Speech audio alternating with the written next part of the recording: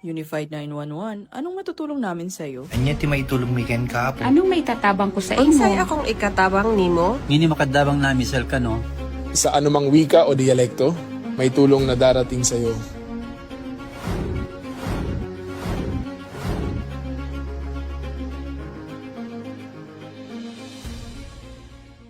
Lilingkod sa bawat Pilipino at magbibigay ng tamang impormasyon para sa tahimik at maayos na Pilipinas. Police News Network, alagad ng batas, tagapagtaguyod ng balitang pulis, sandigan ng mamamayan, patnubay ng katotohanan. La Campo Crame, maghahatid ng pinakahuling kaganapan at nagbabagang balita. Ito ang PNN Police News Network. At ngayon, ang inyong mga tagapagbalita. Magandang araw, bagong Pilipinas. Ako ang inyong alagad ng batas, tagataguyod ng balitang pulis. Ako po si Patrolwoman Clarice Miraflor. Maghahatid sa inyo ng tamang balita, kwento ng pulis at serbisyo para sa mamamayan. At ito ang PNP News Online, ang pangunahing balita ng Police News Network, alagad ng batas, tagataguyod ng balitang pulis.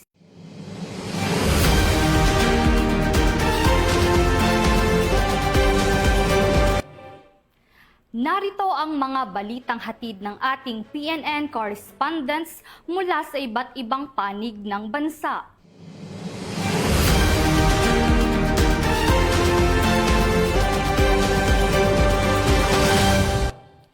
Bilang bahagi ng patuloy na pagpapaigting ng kahandaan ng bawat kapulisan, nagsagawa ang Naga City Police Office ng lingguhang Firearms Familiarization and Proficiency Training.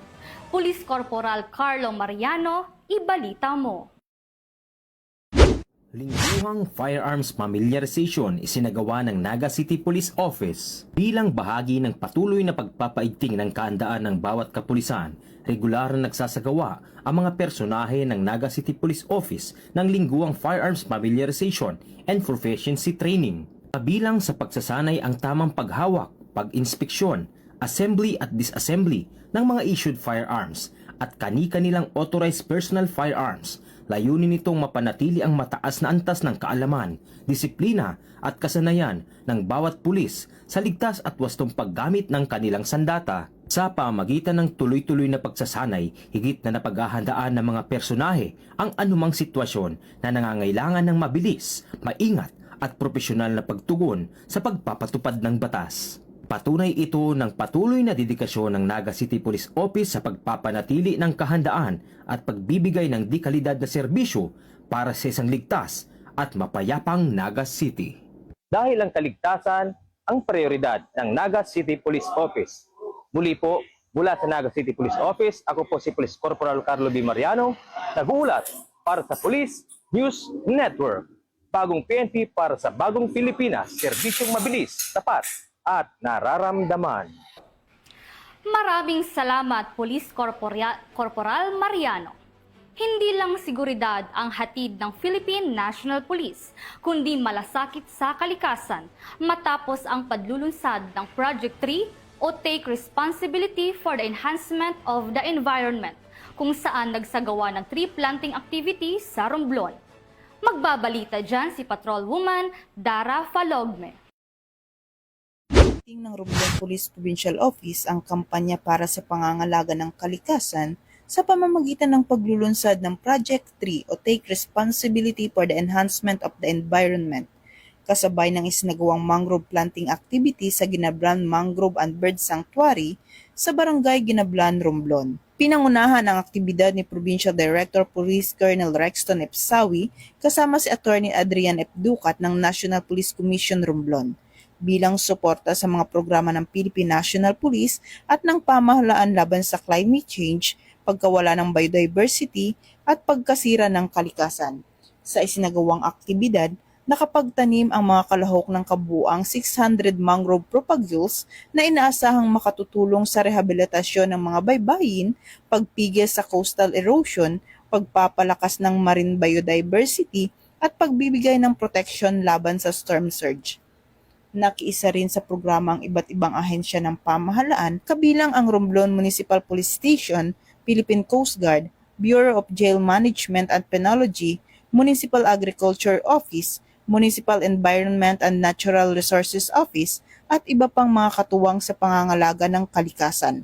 Sa pamamagitan ng Project 3, muling pinagtitibay ng Romblon Police Provincial Office ang kanilang pangako na maging katuwang ng mamamayan sa pagtataguyod ng isang mas ligtas, mas luntian at mas matatag na komunidad para sa susunod na henerasyon. Mula dito sa Campo Crame, ako ang inyong PNN correspondent, Patrolwoman Dara Palogme, alagad ng batas, tagataguyod ng balitang pulis. Maraming salamat, Patrolwoman Falogme. Arestado ang isang wanted person na may kasong rape, wala pang 24 oras sa isinagawang operasyon ng Philippine National Police sa Pampanga.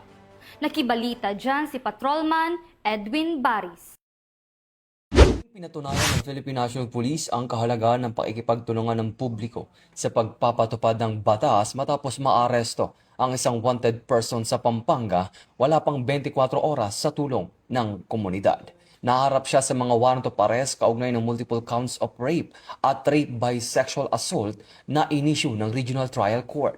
Mula dito sa National Headquarters ng Philippine National Police, ako ang inyong PNN correspondent, Patrolman Edwin Baris, alagad ng batas, tagataguyod ng balitang pulis.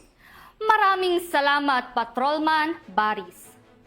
Revitalized Police sa Barangay o RPSB ng 2nd Provincial Mobile Force Company, kaagapay ang iba't ibang ahensya ng pamahalaan ay naghatid ng proyekto sa pamamagitan ng footbridge o tulay ng pag-asa sa San Agustin, Isabela. Police Corporal Jane de la Cruz, magbabalita. Na pagpapaigting ng ugnayan ng kapulisan, komunidad at pagsusulong ng community-oriented policing, matagumpay na isinagawa ng 2nd Isabela Provincial Mobile Force Company ang Revitalized Police sa Barangay Salay, San Agustin, Isabela. Pinangunahan ang programa ni Police Brigadier General Mariano C. Rodriguez, Regional Director ng Police Regional Office 2, at Police Colonel Manuel B. Bringas, Provincial Director ng Isabela Police Provincial Office, kasama ang mga opisyal ng 2nd IPMFC, mga kinatawan ng lokal na pamahalaan, iba pang stakeholders at mga residente ng barangay. Sa nasabing aktibidad, formal na pinasinayaan at binasbasan ang bagong footbridge o tulay ng pag-asa na magsisilbing ligtas na daanan ng mga residente, lalo na ng mga mag-aaral. Kasabay rin ito ang blessing at turnover ng daycare center, pamamahagi ng bookshelves at mga aklat upang suportahan ang maagang edukasyon ng mga kabataan. Turnover ng material recovery facility bilang bahagi ng pangangalaga sa kalikasan at pagsasagawa ng optical mission na nagbigay ng libreng konsultasyon at salamin sa mga benepisyaryo.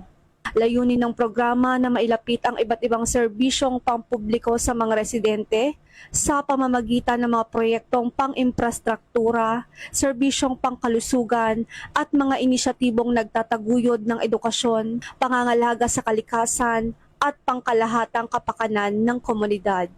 Para mas mapalapit kayo at matugunan ang mga pangangailangan nyo. And now, yung mga proyektong binanggit kanina ay isa lang po ito. At sabi ni Kapitan kanina, sa pamamagitan ng ating mga lokal na opisyal, siguro po mas madami pa ang proyekto para sa inyo, para sa kinabukasan. Ipinakita ng programa ang sama-sama pagkilos ng kapulisan, lokal na pamahalaan at mga katuwang na ahensya sa paghahatid ng mga serbisyong tunay na nararamdaman ng mamamayan. Patuloy naman ang Police Regional Office 2 at Isabela Police Provincial Office sa pagpapatupad ng mga programang nagpapalakas sa ugnayan ng pulisya at komunidad, alinsunod sa adhikain ng bagong PNP para sa bagong Pilipinas, serbisyong mabilis, tapat at nararamdaman. Mula rito sa Barangay Salay, San Agustin, Isabela, ako ang inyong PNN correspondent, Police Corporal Sara Jane B. de la Cruz, nagbabalita para sa Police News Network. Alagad ng batas, tagataguyod ng balitang pulis. Maraming salamat, Police Corporal De La Cruz. Mahigit 14 na milyong pisong halaga ng hinihinalang shabu ang nasabat ng mga otoridad sa inbound parcel sa NAIA. Magbabalita dyan si Patrolwoman Dara Falogme. 1.2 milyong pisong halaga ng hinihinalang shabu ang nasabat ng Bureau of Customs sa isang inbound parcel na dumating sa Ninoy Aquino International Airport nito lamang Hulyo 8. Ayon sa Bureau of Customs, idiniklara ang shipment bilang plastics and ropes, ngunit na-flag ito matapos makatanggap ng derogatory information mula sa PDEA.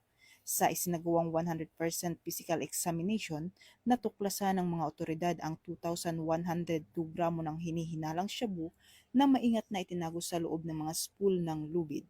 Isinasailalim na sa laboratory examination ng PDEA ang mga nakumpiskang illegal na droga habang nagpapatuloy ang follow-up investigation upang matukoy ang mga responsable sa shipment. Mula dito sa Campo Crame, ako ang inyong PNN correspondent, Patrolwoman Dara Falogme. Alagad ng batas, tagataguyod ng balitang pulis. Maraming salamat, Patrolwoman Falogme. Sa kulungan ang bagsak ngayon ng 32 anyos na security guard matapos magpanggap na pulis at mahulihan ng iba't ibang uri ng bala sa isang KTV bar sa Commonwealth Avenue, Quezon City. Ibabalita yan ni Patrolman Edwin Baris. Arestado ang isang 32 anyos na security guard matapos umanong magpanggap na pulis at mahulihan ng iba't ibang mga bala ng baril sa labas ng isang KTV bar sa Commonwealth Avenue, Barangay Holy Spirit, Quezon City, madaling araw ng ika-10 ng Hulyo. Ayon sa pulisya, ang suspect na kinilalang si alias Marvin ay umano'y lasing at nagpakilalang pulis nang beripikahin ng mga responding operatiba ng Holy Spirit Police Station.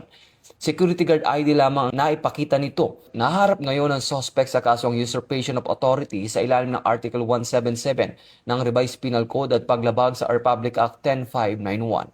Mula dito sa National Headquarters ng Philippine National Police, ako ang inyong PNN correspondent, Patrolman Edwin Baris, alagad ng batas, tagataguyod ng Balitang Pulis.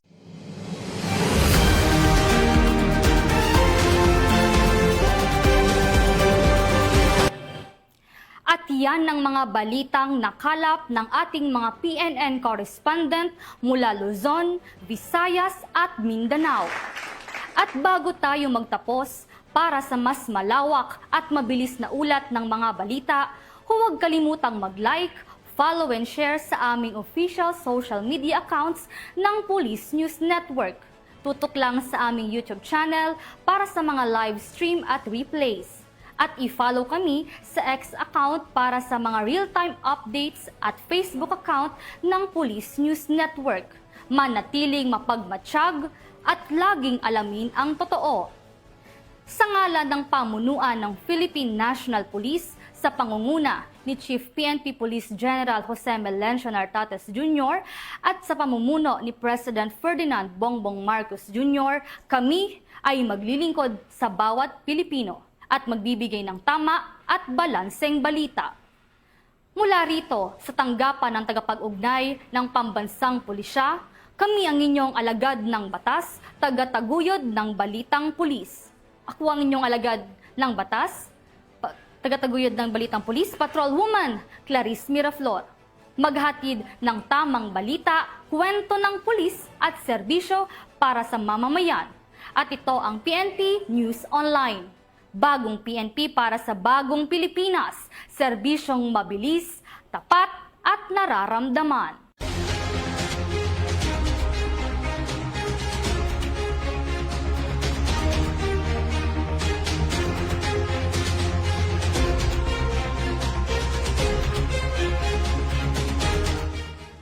Police News Network, alagad ng batas, tagapagtaguyod ng balitang pulis.